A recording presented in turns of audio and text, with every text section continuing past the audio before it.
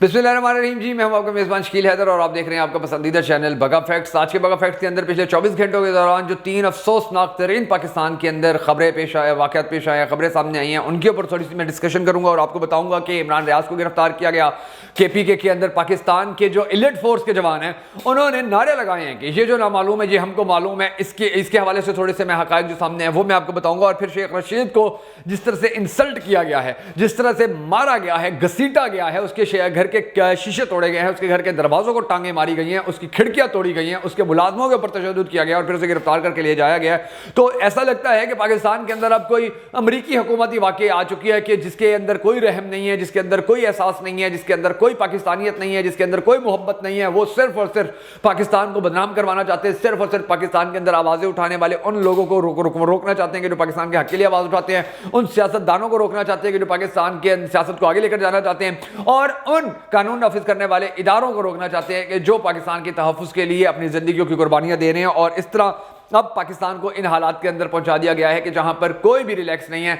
ना कानून नाफिज करने वाले इदारे रिलैक्स है, ना सियासतदान रिलैक्स है, ना हमारे सहाफ़ी रिलैक्स है। तो ये जो तीनों ट्रेजेडीज हुई हैं इनके ऊपर थोड़ी सी आज मैं डिस्कशन करूंगा और आपको हकाइक बताऊंगा। मगर उससे पहले हम सबने दुआ करने के अल्लाह तबारक व तआला इमरान रियाज खान भाई की हिफाजत करे और उनको जल्द से जल्द रिहाई मिले। अगर आप भी इस दुआ के अंदर शामिल होना चाहें तो कमेंट सेक्शन के अंदर आमीन जरूर लिख दीजिएगा। अब मैं थोड़ा सा आपको ये बताता हूँ नाज़रीन, सबसे पहले कि ये जो इमरान रियाज खान को गिरफ्तार किया गया लाहौर एयरपोर्ट से, तो उस वक्त वो ट्विटर के ऊपर थे और ट्विटर स्पेस के ऊपर वो थे, वहां पर वो गुफ्तगू कर रहे थे, वहां पर उनकी बाकायदा बातचीत चल रही थी और एकदम से एयरपोर्ट के ऊपर आकर उनको गिरफ्तार कर लिया गया। जिसके बाद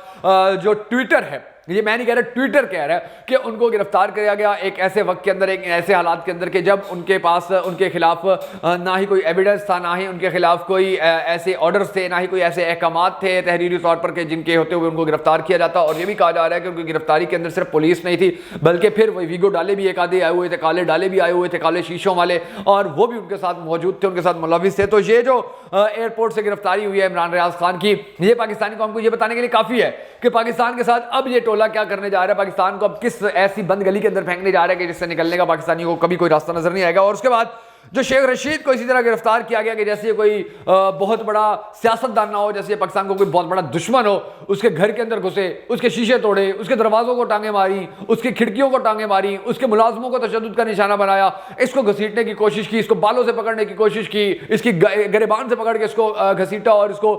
यानी कि ठुड्डे मारने की कोशिश करते रहे, इसको लेकर गए। और शेख रशीद के बारे में पूरा पाकिस्तान खड़ा हो चुका है कि ये इसके साथ बहुत गलत हुआ है और इसके साथ जो जुल्म हुआ है हम उसके खिलाफ अब सड़कों पर आएंगे। तो ये जो पाकिस्तान के सियासतदानों के साथ और सहाफियों के साथ सलूक किया जा रहा है, अब ये सलूक पाकिस्तानी कौम बर्दाश्त नहीं करेगी मजीद। अब पाकिस्तानी कौम ये फैसला कर चुकी है। आप ट्विटर के ऊपर जाकर देखिए तो आप हैरान हो जाएंगे कि पाकिस्तानी कौम ने कभी इस तरह से बहादुरी का मुजाहरा नहीं किया था जिस तरह से आप वो बहादुरी का मुजाहरा कर रहे हैं और शेख रशीद और इमरान रियाज खान के हक के अंदर बात उठा रहे हैं।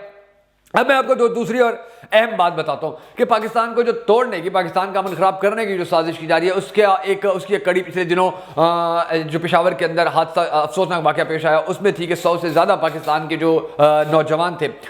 वो शहीद हो गए। अल्लाह तबारक व तआला उनको जन्नतुल फिरदौस में आला मकाम अता फरमाए। तो उसके बाद जो बड़ी ट्रेजिकल एक सिचुएशन बनी है कि वो जो पुलिस वाले हैं उन्होंने अब एहतजाज किया है। खैबर पख्तूनख्वा की जो पुलिस है उसके अंदर बगावत फूट पड़ी है। अब वो ये कह रहे हैं कि हमारे साथ जो भी हो रहा है ये बड़ा बुरा हो रहा है और ये नहीं होना चाहिए था। और उन्होंने ऐलान, जो एहतजाज कर रहे थे उन्होंने एहतजाज करते हुए ये नारे लगाए हैं कि ये जो नामालूम है ये हमको मालूम है और इसके पीछे कौन है ये भी हम सबको मालूम है। यानी कि ये वही नारा है कि जो मंसूर अहमद पश्तीन लगाया करता है तो उसके खिलाफ मुकदमात दर्ज हो जाते हैं कि ये बागी हो गया। ये नारा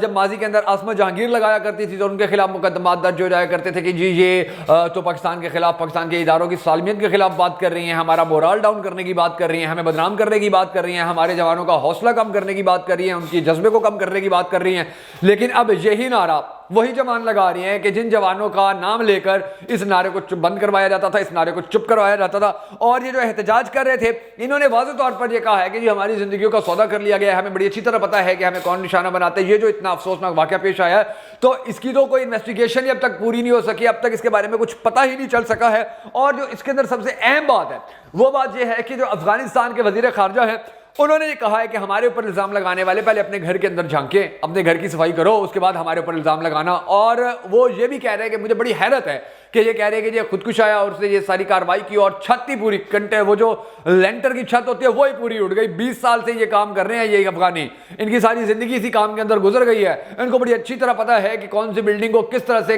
उड़ाया जाता है और उसके लिए कितनी मिकदार चाहिए होती है। सारी जिंदगी इन्होंने अमरीकियों के साथ यही काम किया है, सारी जिंदगी इन्होंने रूसियों के साथ यही काम किया है। ये पैदा हुए हैं तो यही आवाजें सुनते आ रहे हैं, ये पैदा हुए हैं तो ये धमाके सुनते आ रहे हैं, ये पैदा हुए तो ये गोलियों की जो गन गरज है वो सुनते आ रहे हैं। इनको तो बड़ा तजर्बा है और ये भी बड़े हैरान हो रहे हैं कि यार ये कैसी बात कर रहे हैं कि जी एक बंदा अंदर घुसा और उसने इतनी लेंटर की छत को उड़ाकर रख दिया, जमीन के अंदर इतना बड़ा गड्ढा हो गया, 100 से ज्यादा लोग मर गए। आखिर ये कैसे मुमकिन है? आखिर ये कहां से ये बातें सारे ला रहे हैं? तो इसने कहा है कि जी पहले अपने घर की सफाई करो, उसके बाद हमारे ऊपर इल्जाम लगाना हमने कोई ऐसा काम नहीं किया या ऐसी हरकत नहीं की है। 4 जगहों के ऊपर चेकिंग होती है उस जगह पर जाने के लिए जहां पर यह कार्रवाई की गई है, और उस 4 जगहों की चेकिंग के अंदर कहीं भी वो बंदे नहीं पकड़े गए थे कि जिन्होंने ये कार्रवाई डाली है। और ये मकबूल जान ने भी ये कहा है कि ये जो कंक्रीट की छत उड़ी है तो इसके बाद तो ये मामला बड़ा गंभीर हो गया है। 100 दिन पहले की जितनी भी फुटेजेस है वो सारी निकाली जा रही है, कौन मस्जिद के अंदर आता रहा, कौन मस्जिद के अंदर जाता रहा। और उसके बाद फिर ये भी कहा जा रहा है कि अब सिक्योरिटी सख्त कर दी गई। अब खाक सिक्योरिटी तुम सख्त करोगे कि जब 100 बंदों की जिंदगियां चली गई हैं, जब इतना बड़ा नुकसान हो गया है, जब 100 माओं की गोदे उजड़ गई हैं, जब पता नहीं कितनी पाकिस्तान की माएं बेटियां बेवा हो गई हैं, जब पता नहीं कितने ऐसे भाई जो अपनी बहनों का अकलौता सहारा थे वो छिन गए हैं, न जाने कितने ऐसे बाप के जो अपनी बेटियों के, अपने बेटों के, अपनी बीवियों के, अपने बूढ़े माँ बाप के सहारा थे वो छीन लिए गए हैं, उनकी जिंदगियों के चिराग गुल कर दिए गए हैं। तो उसके बाद ये ऐलान किया जा रहा है कि ये अब सिक्योरिटी बड़ी टाइट हो गई है, अब सिक्योरिटी बड़ी सख्त हो गई है, अब हम किसी को ऐसे अंदर नहीं घुसने देंगे, अब तमाम तरह इंतजाम मुकम्मल किए जाएंगे। तो ये जो 100 बंदा मरा है फिर इसकी जिम्मेदारी किसके ऊपर जाती है? अगर आप ये कह रहे हैं अपना, अगर आप जान छुड़वा लेते हैं कि जी सिक्योरिटी टाइट हो गई और अब हमारी रिस्पॉन्सिबिलिटी खत्म होगी, तो इनकी जिम्मेदारी किस पे है? ये जो बेगुनाह खून बहा है, ये लोग किस जुर्म के अंदर इनकी जिंदगी छीनी गई है? कौन रिस्पॉन्सिबल है? कौन जिम्मेदार है इनको तहफ्फुज़ देने का? कौन रिस्पॉन्सिबल है अपनी इस रिस्पॉन्सिबिलिटी को अपनी रिस्पॉन्सिबिलिटी को पूरा करने में नाकाम होने का, कि जिसकी वजह से ये 100 बंदे चले गए हैं? ये पाकिस्तानी कौम को सोचना होगा। शेख रशीद के साथ जो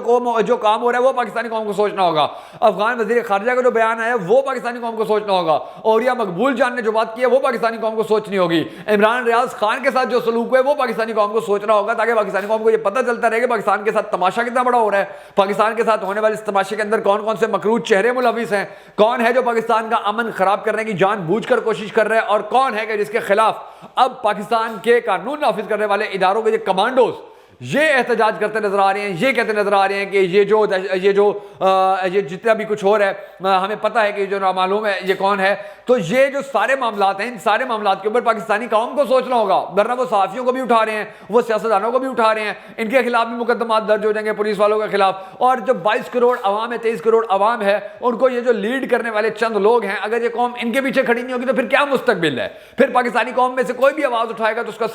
सर काट दिया जाएगा, कोई भी आवाज उठाएगा तो उसकी जबान बंद करवा दी जाएगी। तो ये जो हालात हैं, इन हालात को तब्दील करने के लिए पाकिस्तानी कौम को खुद मैदान में आना होगा, पाकिस्तानी कौम को सवाल उठाना होगा, पाकिस्तानी कौम को पूछना होगा कि ये हालात का जिम्मेदार कौन है। पाकिस्तानी कौम को ये बात बार बार दोहरानी होगी कि ये 100 बंदों की जिंदगी जो खत्म की गई है इसकी जिम्मेदारी किसके ऊपर आती है। वरना पाकिस्तान के अंदर जिस तरह से ये 100 लोग गए हैं, इसी तरह मुस्तकबिल के अंदर और भी जाते रहेंगे, और भी साफियों को उठाया जाता रहेगा, और भी सियासतदानों को तशद्दुद के जरिए जेलों में डाला जाता रहेगा। पाकिस्तानियों में से कोई आवाज उठाएगा तो उसके साथ बदतरीन सलूक किया जाता रहेगा, मगर पाकिस्तान का मुस्तकबिल तब्दील नहीं होगा। हमारा जो तारीख हाल चल रहा है ये मुस्तकबिल में भी तारीख रहेगा अगर हम 23 करोड़ लोग इसी तरह चुप करके बैठे रहेंगे, अपनी बारी का इंतजार करते रहेंगे। अल्लाह तबारक व तआला से दुआ है कि अल्लाह तबारक व तआला हमें हौसला दे, हमें हिम्मत दे, ताकि हम अपने इदारों के साथ खड़े हो सके, अपने साफियों के साथ खड़े हो सके, अपने सियासतदानों के साथ खड़े हो सके, और